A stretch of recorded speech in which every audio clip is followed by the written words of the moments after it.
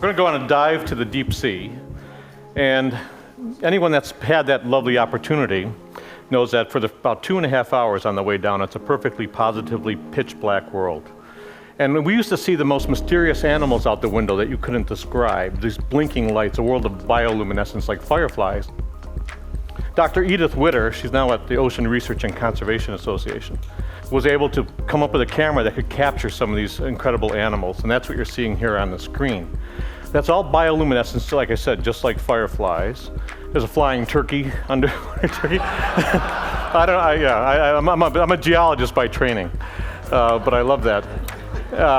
And you see some of the bioluminescence they used to avoid being eaten, some they used to attract prey, but all of it from an artistic point of view is just positively amazing. And a lot of what goes on inside, there's a fish with glowing eyes, pulsating eyes. Some of the colors are designed to hypnotize, these lovely patterns.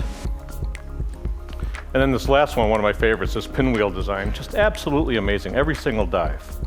That's the unknown world, and today we've only explored about 3% of what's out in the ocean. Already we found the world's highest mountains, world's deepest valleys, underwater lakes, underwater waterfalls. A lot of that we shared with you from the stage, and in a place where we thought no life at all, we find more life, we think, in diversity and density than the tropical rainforest, which tells us that we don't know much about this planet at all. There's still 97%, and either that 97% is empty or just full of surprises. But I want to jump up to shallow water now and look at some creatures that are positively amazing. Cephalopods, headfoots. As a kid, I knew them as calamari mostly, but this is an octopus. This is the work of Dr. Roger Hanlon at the Marine Biological Lab. And just fascinating how cephalopods can, with their eyes, incredible eyes, sense their surrounding, look at light, look at patterns. Here's an octopus moving across the reef, finds a spot to settle down, curls up, and then disappears into the background. Tough thing to do. In the next bit, we're going to see a couple of squid. These are squid. Now, males, when they fight, if they're really aggressive, they turn white. And these two males are fighting. They do it by bouncing their butts together, which is an interesting concept.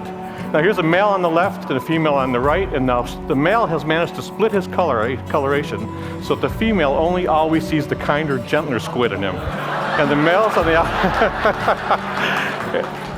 We're going to see it again. Let's take a look at it again. Watch the coloration. White on the right, brown on the left. He takes a step back, so he's keeping off the other males by splitting his body, and he comes up on the other side. Bingo. Now, I'm told that's not just a squid phenomenon with males, but I don't know if that's it. Cuttlefish, I love cuttlefish.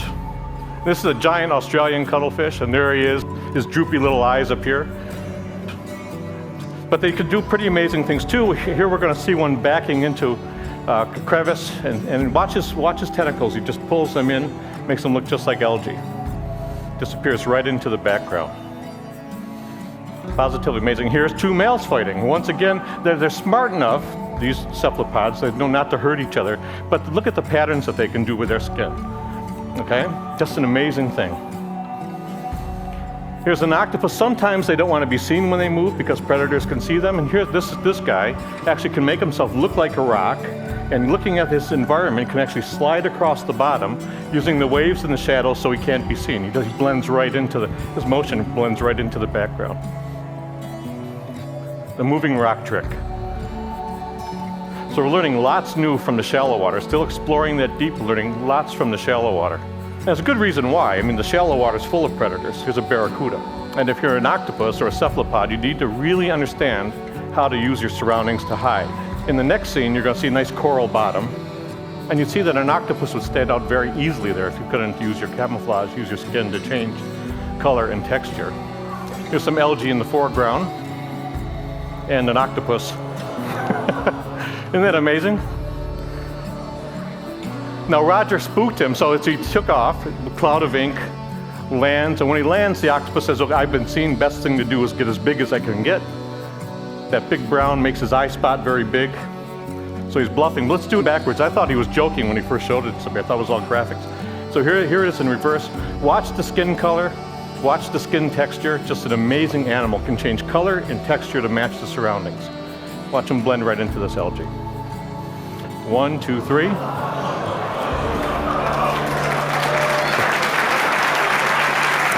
And now he's gone, and so am I. Thank you very much.